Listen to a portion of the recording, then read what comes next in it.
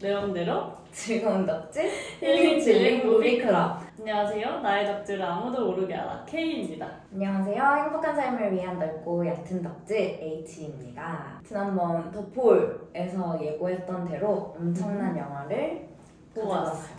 사실 영화를 보고 이걸 막 소화시키고 다시 곱씹어보고 음미하고 이런 시간이 없이 이렇게 이야기를 하게 돼서 사실 하고 싶은 말이 이야기는 너무 엄청 많은데 이렇게 막 정리가 아직 안 된 기분이긴 해요. 맞아요. 하지만 일단 뭐라도 얘기해보자 라는 마음으로 준비를 했고요.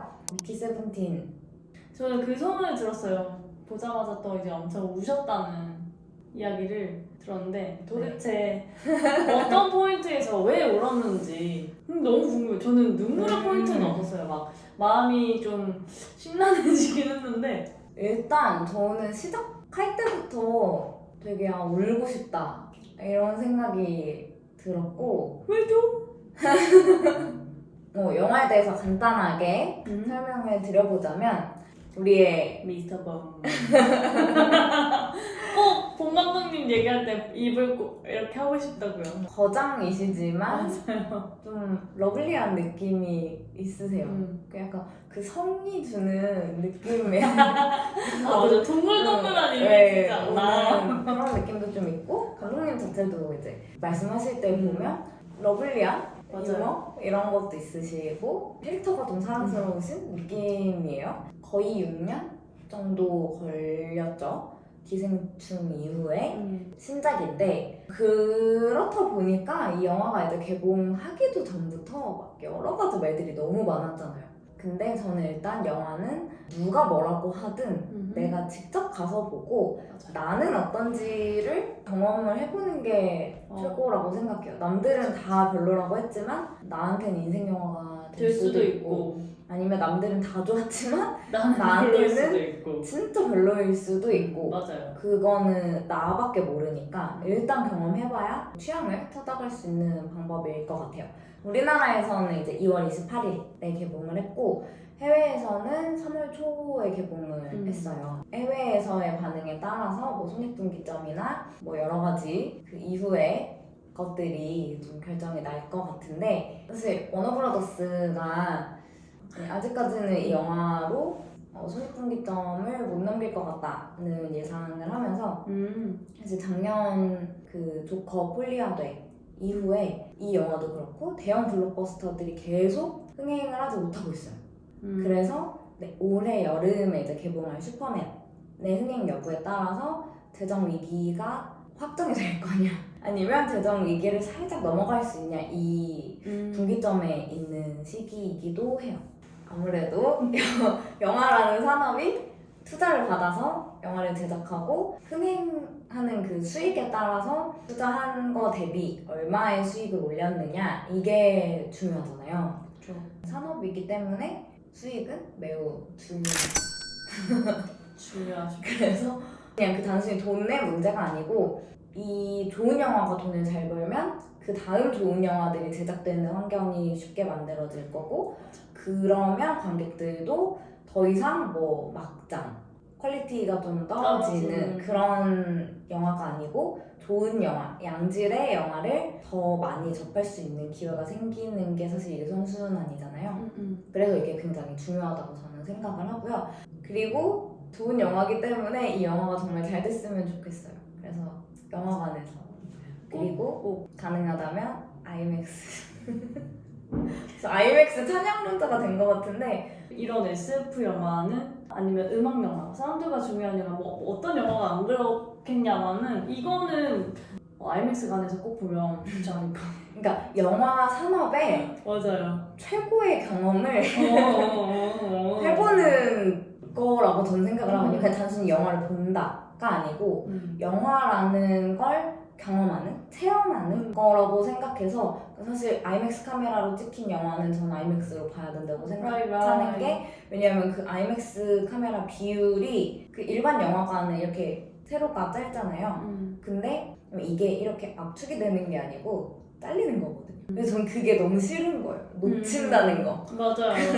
그리고 사실 소리 같은 경우도 훨씬 이제 막 거의 저희가 듄2를 봤을 때 느꼈던 것처럼 그 소리가 진동이잖아요. 맞아요. 그 진동이 진짜 그게 몸으로 맞아요. 진짜 공연장에서 막 베이스나 드럼 소리가 이렇게 스피커로 내 심장을 막 치듯이 맞아요. 진짜. 아이맥스관에서 그 큰 화면과 소리가 주는 게 나를 있어요. 맞아요.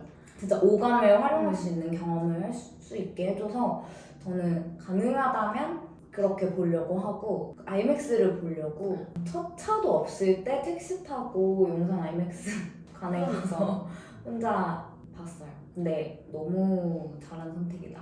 듄도 사실 저희가 아이맥스관에서 개봉한 날 보려고 맞아. 개봉 전야 시사회를 맞아.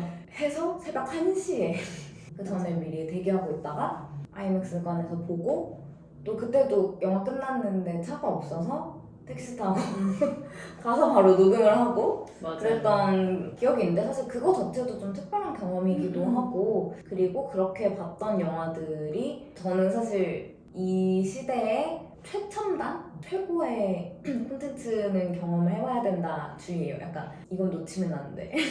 약간 그래서 내가 막 평소에 엄청 좋아하지 않았던 거라도 일단 경험을 해보자 주의거든요. 일단 해보자. 일단 그래서- 가보자. 네, 그래서 아이맥스로 보시는 걸 추천드리고 근데 정말 후회 안 해요. 저는 이제 일반 영화관에 가서 봤는데 이제 그동안 아이맥스에 너무 길들여진 거죠. 사운드 자체가 너무 달라가지고 좀 많이 힘들었거든요. 귀가 좀 예민하신 분들이면 무조건 아이맥스 관에 가서 보는 게 훨씬 좋아요. 그리고 우리의 미스터 봉께서도 그럼요. 인터뷰 때 봉봉. 특히 마지막 좀 하이라이트 부분에 이 영화에도 옥자처럼 크리처가 나오거든요. 근데 그 크리처들이 막 이렇게 뭔가 군무같이 이렇게 단체로 움직이는 장면에서도 사운드를 정말 많이 신경을 썼다.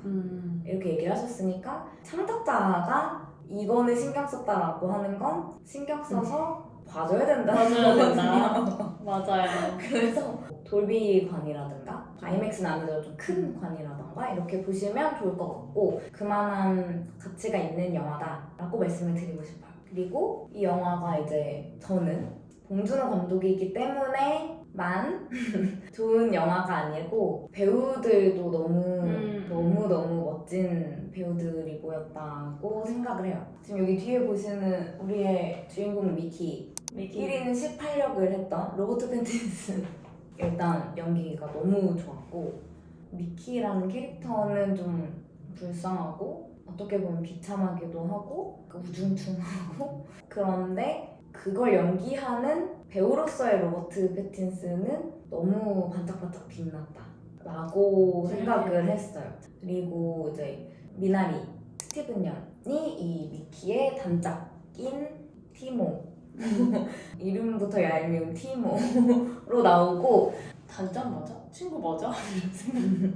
그리고 이제 마크 러팔로의 부인으로 토니 콜렛. 저는 이 배우를 잘 몰랐는데 영화가 끝나고 나서 토니 콜렛과 미키의 연인으로 나오는 나오미 아키에라는 영국 배우 이 두 여성 배우가 너무 인상 깊었어요. 이런 배우들의 연기의 향연을 볼 수 있다. 그거만으로도 너무 좋은 결과물? 연기에 고망이 없고 너무 만들어졌어요. 재밌고 이 영화를 저희가 둘 다 보고 왔으니까 어떤 맞아요. 점들을 좀 생각하면서 보면 좋을지 더 재밌게 볼 수 있을지를 좀 해시태그로 키워드를 여러 개 나눠서 얘기를 해볼까 합니다. 네, 이제 해시태그 토크를 해보려고 하는데 네. 첫 번째 해시태그는요. 그 이름 디렉터 봉준호라는 해시태그로 얘기를 좀 해보도록 하겠습니다. 우리나라에서는 성과 직책을 이렇게 이어서 부르는 게 익숙하고 상대방에 대한 존중의 의미잖아요. 진짜 해외에서 작업을 하시게 되면서 해외에서도 약간 고유명사처럼 봉 감독님 네, 디렉터 봉이라고 별명이 이제 뭔가 이제 굳어지셨어요. 원래는 뭐 스티븐 스필버그도 스티븐이라고 부르고 크리스토퍼 놀란 감독도 크리스토퍼 이렇게 이야기를 하는데 유독 봉 감독님은 아무도 그를 준호라고 이야기하지 않는 외국인들 입장에서는 왜 그렇게 부르는 거야? 라고 할 수 있지만 진짜 그를 부르는 고유명사가 되어버린 것 같아요. 좀 얘기를 해보자면 저는 사실 내가 팬이다라고 얘기할 수는 없을 것 같아요. 저 살인의 추억 진짜 재밌게 봤거든요. 그렇게 심각한 표정. 네. 살인의 추억을 보고 그 디테일한 것들에 되게 많이 놀라면서 본 기억이 있어요. 그래서 또 다른 별명이 있잖아요. 봄테일. 오 맞아요. 그래서 디테일의 제왕. 맞아요. 디테일의 불림자. 디테일의 황제. 저렇게까지 디테일하다고? 이러면서 보고 또 그 다음에 괴물에서도 얘기하시기를 요괴의 밤을 그냥 괴물로 표현한 거다라고 얘기를 하신 적이 있는데 그걸 보면서도 또 한 번 놀래고 기생충도 보면서 표현하는 거랑 그런 거 보면서도 엄청 이렇게 해야 성공하는구나 이러면서 가끔씩 그 너무 디테일하셔가지고 너무 변태 같다라는 생각을 한 적이 있거든요. 그 만들어진 장면들이나 표현하는 그런 것들이 진짜 아주 작은 세심한 것들까지 너무 디테일하니까 진짜 음악도 그렇고 와 저렇게 디테일해야 성공하는구나. 여기서 이제 좀 특이한 이력이 이제 본 감독님의 전공이 이제 사회학과라고 하시는데 그래서 그런지 뭐라고 해야 될까요? 개인의 비참함, 한 개인의 슬픔, 분노 이런 개인의 삶에 집중을 하는데 정말 미시적인 개인의 삶을 보고 있지만 그 안에서 우리가 사회를 보게 되잖아요. 그러니까 기분이 나쁘고 찝찝하고 그런 부분들에 대해서는 진짜 최고다. 그리고 그 장르적인 문법, 클리셰를 이렇게 맞아요. 파괴를 하는데 그게 너무 자연스럽고 유머러스하기도 한데 마냥 웃긴 게 아니라 약간 블랙 코미디 같은 맞아요. 그런 느낌의 근데 그게 또 다 계산이 된 거잖아요. 그러니까 그쵸. 그런 걸 하나하나 보는 거 자체가 괜히 감독이 아니다. 여기서 웃겨도 되는 거야 싶은데 되게 자연스럽게 이렇게 빵 터진다기보다 뭐 이렇게 퍼즐슨처럼 되게 하는 그런 자연스럽게. 것들이 그런 면들이 좀 박찬욱 감독님의 디테일이랑은 또 다른 재미로 볼 수 있어서 대조해보기도 하고 그런 재미도 있는 느낌이에요. 저는 사실 봉준호 감독님의 그렇게 엄청난 대작들은 잘 못 봤어요. 좀 무섭기도 하고.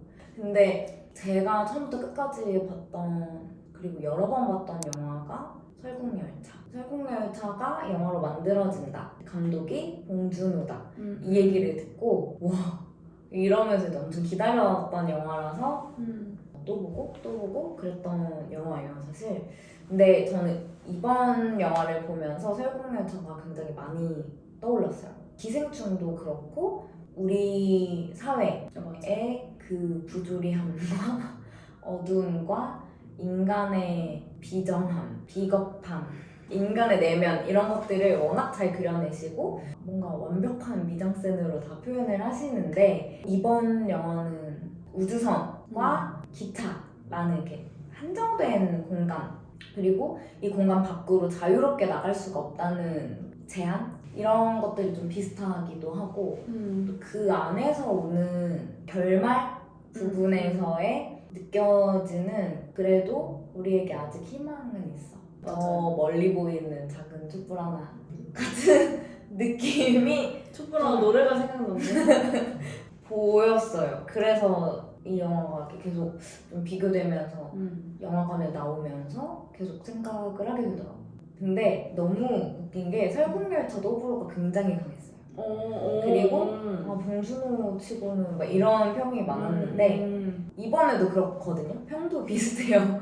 이거에 대한 평은 봉준호 감독님은 한국 영화를 찍어야 된다.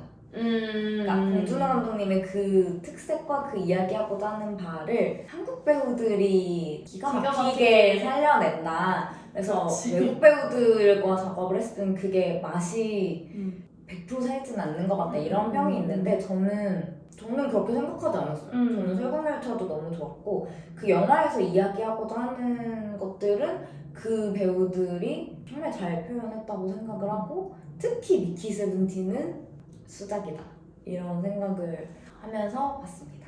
여기서 이제 로버트 패틴슨이 저는 너무 멋진 배우다 뭔가 다크하고 찌질하기도 하고 어리숙하기도 하고 이런 캐릭터를 로버트 패틴슨만큼 잘 살리는 배우가 없다고 생각하거든요. 그게 이제 최고조로. 너무 깜짝 놀랐어요 저는 보면서. 네, 그러면 그러실만 합니다. 트와일라이트 마지막 편이 개봉한 이후로도 지금 13년이 흘렀어요. 오랜만에 봬요. 여기서 너무 빛난다 배우로서 그런 생각을 했었고요. 자연스럽게 로버트 패틴슨이라는 해시태그로 넘어가 보도록 하겠습니다. 이야기했듯이 로버트 패틴슨은 우리의 기억 속에 에드워드 컬렌, 불빛 눈동자를 가진 잘생긴 뱀파이어 많이 알고, 아니면 이제 해리포터에서 선량하고 용기 있는 세드릭 디고리로 많이 기억을 하고 있는데, 그게 벌써 트와일라이트 마지막 편으로부터 13년 정도가 지났고 해리포터는 훨씬 이전이고요. 그렇죠. 그 이후에 로버트 패틴슨이라는 배우가 쌓아온 필모그래피가 엄청 많겠네요. 많거든요. 그래서 본인도 그 하이틴 스타라는 거에 대해서 벗어나고 싶어서 계속해서 이제 배우로서 자기만의 길을 이제 개척을 해 나갔고, 그래서 이제 수많은 독립영화들에 이제 발자취가 많이 남겨져 있고, 너무너무 연기를 잘했고, 사실 제목이 미키 세븐틴이잖아요. 간단하게 우리가 줄거리 설명도 안 드렸는데 미키 반스라는 좀 찌질하고 어리숙한 청년이 있고요. 그 청년이 사채를 잘못 써서 지구 끝까지 쫓아와서 너를 토막살인하겠다라고 협박하는 사채업자를 피해서 지구 안에선 그럼 피할 수가 없겠다. 지구 밖으로 도망을 가는데, 그 과정에서 익스펜더블이라는 직업. 근데 그 직업이라는 게 우주로 나가야 돼서 우리가 알 수 없는 바이러스와 위험과 이런 것들이 있으니까, 그러니까 생체 실험을 할 인체가 필요한데 사람을 복제를 해요. 그래서 실험에 쓰인 몸은 어쨌든 죽게 되겠죠? 그럼 죽으면 이 몸과 안에 뭐 장기와 생각까지도 그대로 복제를 새로 할 수 있는 거예요. 어떻게 보면 뭐 거의 하루에 한 번씩 죽는 그런 직업을 갖게 된 거죠. 미키 1, 미키 2, 미키 3 어디까지 가냐면 17까지 갑니다. 근데 이 영화에서 이제 제목도 미키 17이잖아요. 이 17번째 다시 태어난 미키가 주인공이고, 사건의 발단은 미키 17이 죽은 줄 알고 18을 프린트를 했는데 알고 보니 17이 죽지 않았다. 그래서 미키가 2명이 되었다라는 게 이제 사건의 발단이에요.